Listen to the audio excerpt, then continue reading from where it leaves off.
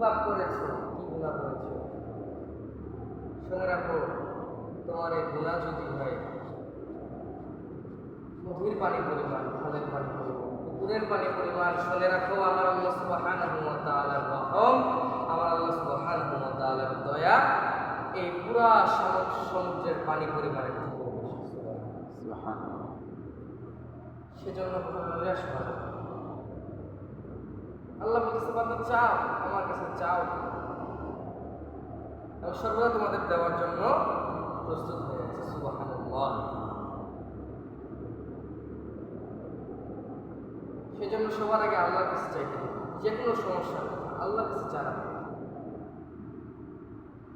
স্ত্রীর কাছে শেয়ার করার আগে আল্লাহর কাছে বলবে, বাবা মার কাছে শেয়ার করার আগে, বন্ধুদের কাছে শেয়ার করার আগে, ফেসবুকে পোস্ট করার আগে, শেয়ার করার আগে আল্লাহর কাছে শেয়ার করুন। আল্লাহ বলছে, আমি তোমাদের দেওয়ার জন্য প্রস্তুত হয়ে আছি, তোমরা চাও আমার কাছ থেকে। সেজন্য কখনো নৈরাশ হওয়া যাবে না। যে কোনো বিষয়ে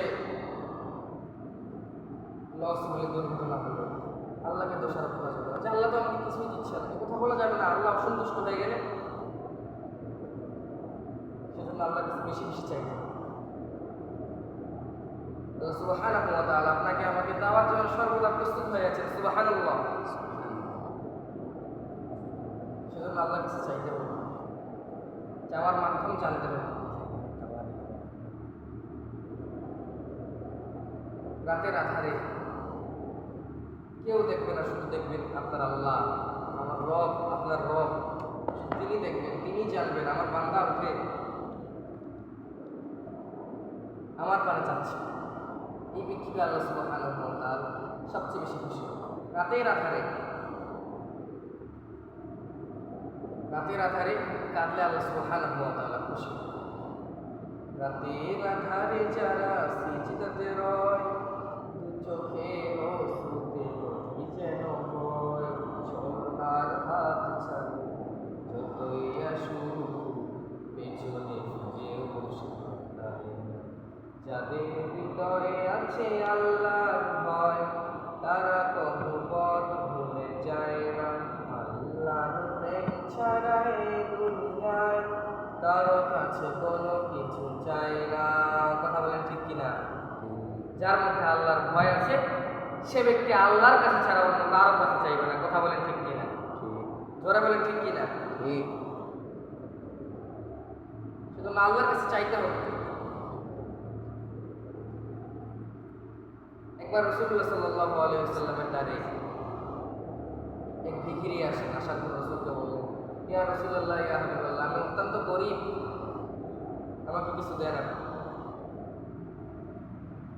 রাসূল বললেন, তুমি আমার কাছে চাইতে আসার আগে তুমি যদি আমার আল্লাহর কাছে চাইতা, আমার আল্লাহ সবচেয়ে বেশি খুশি হইতো। তো তোমার কাছে কি আছে? আমার কাছে কিচ্ছু না, একখানা কম্বল আছে, কম্বলটা নিয়ে আসো। তোমার কম্বল নিয়ে আসার পর রাসূলুল্লাহ সাল্লাল্লাহু আলাইহি ওয়াসাল্লাম সেই কম্বলটাকে বিক্রি করার পরে একটা কুড়াল কিনে দিলেন। কিছু টাকা দিলেন, অর্ধেক টাকা দিয়ে কুড়াল কিনে দিলেন, অর্ধেক টাকা দেওয়ার পরে বললেন যে এই টাকা দিয়ে তুমি তোমার জীবিকা নির্বাহ করো এবং এই কুড়াল দিয়ে কাঠ কাটে, এই কাঠ বিক্রি করে এই টাকা দিয়ে তুমি জীবিকা করো। তো দেখেন, রাসূলের কাছে চাওয়ার আগে রাসূল সাল্লাল্লাহু আলাইহি ওয়াসাল্লাম বলেছেন আল্লাহর কাছে চাও। আল্লাহ সুবহানাহু ওয়া তাআলা তিনি আমাদের সকলকে দেওয়ার জন্য প্রস্তুত হয়ে আছেন সর্বদা। সুবহানাল্লাহ। সেজন্য সর্বোপরি আল্লাহ সুবহানাহু ওয়া তাআলার কাছে চাইতে হবে। আল্লাহ আমাদের দেওয়ার জন্য প্রস্তুত হয়ে আছেন। যে কোনো সমস্যার সময় আল্লাহর কাছে চাইতে হবে। গুনাহ নিয়ে নৈরাশ হওয়া যাবে না যে আমি এত বড় গুনাহ করছি, আমার এতগুলো গুনাহ আছে, আল্লাহ আমাকে দিবে কিনা। ভাই ওটা পরের কথা, আগে আল্লাহর কাছে চান। আল্লাহ অবশ্যই আপনাকে দিবে, আল্লাহ আপনাকে ফেরত দিবে। আল্লাহ ফেরত দিতে জানে না, আল্লাহ আমাদেরকে ফেরত দিতে